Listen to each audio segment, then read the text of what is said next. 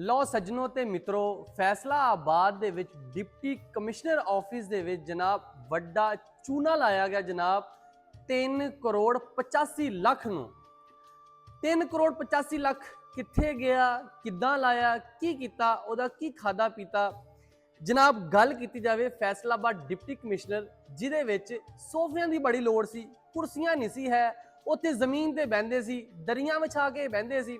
जनाब deputy commissioner जेडे कि अब्दुल्ला नीर शेख साहब जेडे सीगे उन्होंने जनाब सोचा कि असी तो थले बहने हैं, साडे कोल तो कोई कुर्सी शुरसी नहीं है, असी की करिए।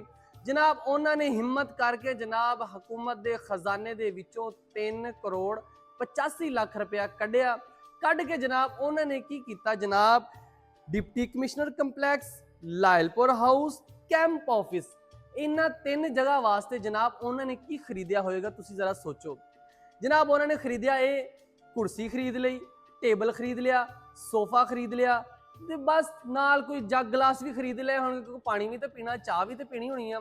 बड़े अफसोस की गल आ कि फैसलाबाद की आवाम बिलों तो मरदी पई आ, भुखी मरदी पई आ, लेकिन साडे जेडे हुक्मरान या साडे जेडे ऑफिसर लगे हुए आ जिन्होंने साडे वास्ते लाया जाता कि यार तुसी फैसलाबाद दे विच किसी किस्म की करप्शन ना होवे, किसी किस्म का गरीब आवाम नूं लुटिया ना जावे।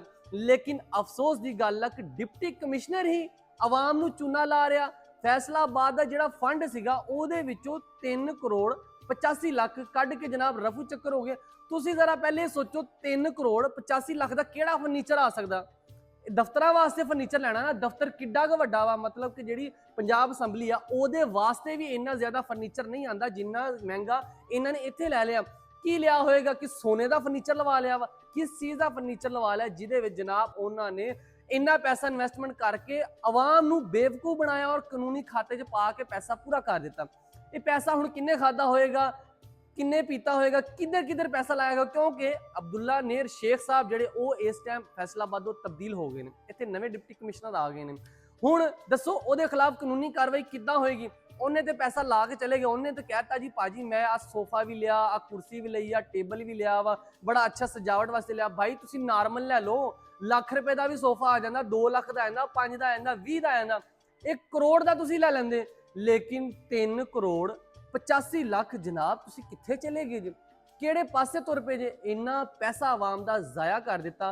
और तुसी वेखो कि मरियम नवाज भी जनाब जो वजीर आला बनी सी फटाफट उन्हें कहा कि मेरी गड्डी दे टायर बदलने, ते करोड़ां रुपये उन्होंने टायर बदलने ते लाते। ते फिर जनाब ये भी उन्होंने दे चहेते आ, फिर इन्हां ने भी अपनी वजीर आला पंजाब दे ही कदमां ते चलना सीगा।